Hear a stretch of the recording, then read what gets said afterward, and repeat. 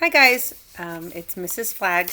I was going to go ahead and read chapter 15 of Mustaches for Maddie. Sorry I didn't get to Friday. Just a reminder that Shadow Mountain Publishing did give me permission to read to you guys. Oh, look at this hot mess. So, hope you're enjoying your Monday. I'm going to try and read a couple of chapters because 15 is super short. So, I'm going to go ahead and read 15 and 16. And 14 ended with her asking Devin who he liked.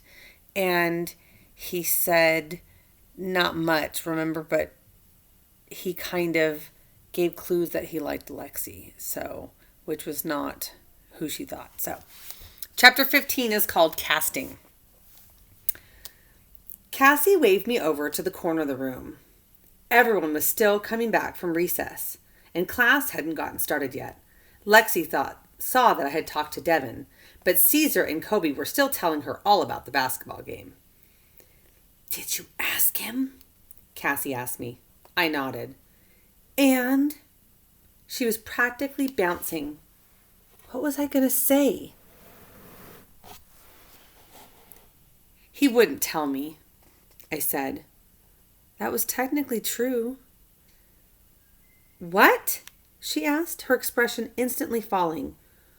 What had she expected? For him to dramatically confess his love for her? He was in the 6th grade. He was a boy.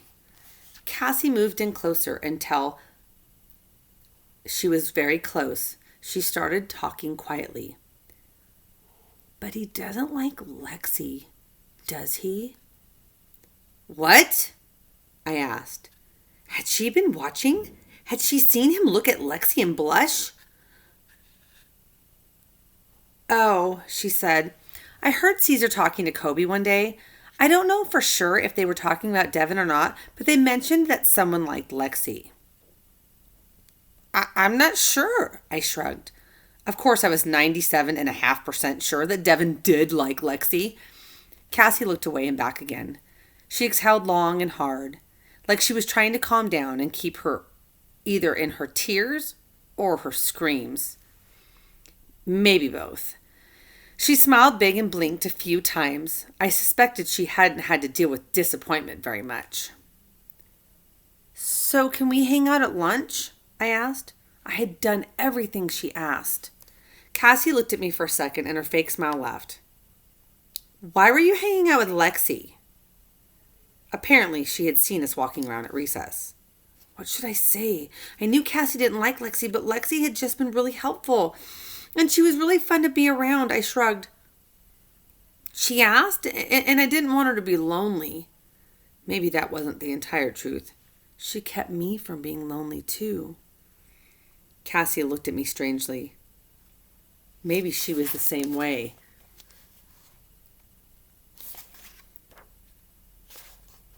She looked at Lexi. Maybe she was starting to not like me either. "I think you should stop it," she said. "To your seats, please," Mrs. Bayer said. Cassie's hands rested on her hips for a moment before she spun and went to her desk. I still couldn't tell if she was mad at the situation or at me, or both. I probably wouldn't know until recess. I wanted to talk to Lexi, but Miss Bayer got us started on state capitals. My favorite was Tallahassee. Weird word, huh? Really fun to say. Tallahassee. It's kind of fun. Finally, when we both finished our assignments, I whispered over to her, "You were an awesome distraction." "Thanks," she whispered back. "Sorry you tripped." "That's okay," I said. "What did you find out about, you know who?" She was blushing already. "He didn't say," I said, "but I think he likes someone in our class." Lexi pointed towards Cassie and raised her eyebrows. I shook my head.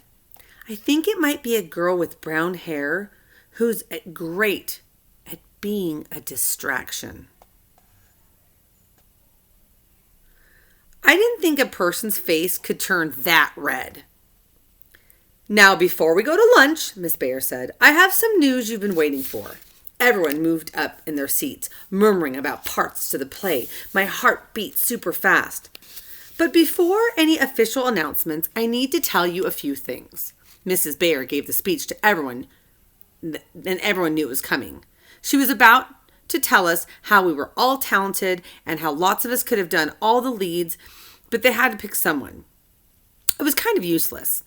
Well, not because it wasn't true or nice, it was, but it was useless because when someone doesn't get a good part, they feel bad. And that happens whether or not the teacher gives the speech. The Fairy Queen will be played by Hannah Williams, Miss Bayer said, and the Fairy King by Kobe Ahmed. A few of the guys pushed Kobe. He looked a little embarrassed. Hannah was beaming. Sailor, Yasmin, and Jen will be fairies, and Ford will be Bottom. Everyone laughed at that. Bottom was the character's name in A Midsummer's Night Dream, and if that wasn't funny enough, he was the guy who got his head changed into a donkey head. Kind of awesome. Miss Bayer continued to announce, part after part for what seemed like forever. I didn't get Hamlet. No poison-tipped sword fighting for me. When Lexi got Viola in 12th Night, I gave her a high five. As soon as I hoped Cassie hadn't seen. And Cassie will be playing Juliet, Miss Bayer said. That was to be expected. She was the prettiest and really good actress. Except for that's not what Miss Bayer said. I had expected the part to go to Cassie. Who would pick me over Cassie? I wasn't at all pretty, and my arm and leg were weird. There must be some sort of mix-up, Cassie said. I messed up. Yes, I messed up. Sorry. I turned 2 pages. I apologize. Except for that wasn't what Miss Bayer said. I'd expected it so much that it took me a while to realize that Miss Bayer had said something different. And Cassie, she said, will be playing Bianca, not Juliet. Cassie's mouth spread into a forced smile. She looked like a perfect plastic doll. She looked around the room as if trying to find out who'd gotten the part that was destined for her. My stomach did all sorts of backflips. Will Miss Bayer finish the taming of the shrew cast? I was a little disappointed. I hadn't gotten Catherine. Only one play left. Devin will be playing Romeo, Mrs. Bayer said. There was more teasing and pushing for this announcement and any other. Devin blushed bright red. I didn't think any of the boys wanted that part. At least, they would never admit they wanted that part. Cassie smiled a little more fake. And Juliet will be played by... Miss Bayer paused. My little heart was banging like a drum. But the drummer had eaten way too much sugar, plus drank a few sodas, and downed some pixie sticks. Seriously, I was going crazy. Maddie Bridger, Miss Bayer said. Yes! Wait! I could feel Cassie glaring at me. Oh, no. Chapter 16 is called Mixed Up. Maddie?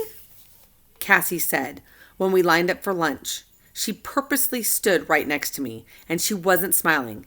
How did you get Juliet? I thought you were going to be Juliet's nurse.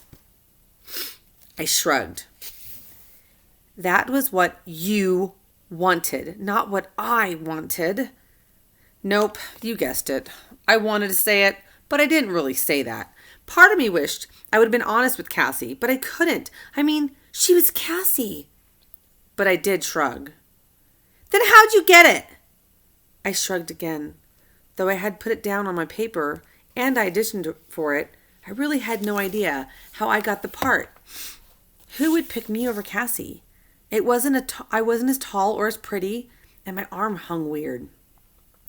There must be some sort of mix-up, Cassie said. Come on. She grabbed my arm and we stepped out of line. Excuse me. And marched up to Miss Bayer, who was leading the class. Miss Bayer, Cassie said. Her painted smile was definitely back. I think there might be some kind of mix-up. Her tone was perfect. Cassie had always had a way of talking to adults that made her sound like the sweetest thing. It's not that she wasn't sweet, just not as sweet as she sounded. I really wanted to play Juliet, and Maddie didn't even request the part. Miss Bayer looked surprised and then turned toward me. Oh, no? Here was when she would say something like, yes, she did. It was her first choice. And all of the kids walking behind Miss Bayer and the lunch line would hear us, and Cassie would hate me even more, and then I would never, ever get to hang out with her again. Which, of course, might not matter, since I had a tumor in my head and I might not even live that much longer anyway. I braced myself for the worst. But Miss Bayer turned back toward Cassie. You would have made a marvelous Juliet, but we chose to give the part to Maddie. She'll do great too. But I really want it. And I didn't even put down for Bianca and... Cassie started. No, Miss Bayer cut her off. There is no use complaining. We've made our decision, but you will make a wonderful Bianca. Now fall back into your place in line, please. Cassie looked like she was going to say something again. We were entering the cafeteria. Miss Bayer waited by the door for class to file past her. Wait with me, Maddie. I want to ask you something. Cassie didn't look very pleased, but there wasn't much I could do. Or her. I felt like I was in trouble as everyone else in the class walked by. Cassie merged back in line, but I couldn't tell by the rhythm of her walk if she wasn't happy or what. Miss Bayer led me away from the cafeteria. I braced myself. She was going to talk about the part. Or worse. Did she know about the tumor? She was going to ask me about it, wasn't she? She was going to tell everyone.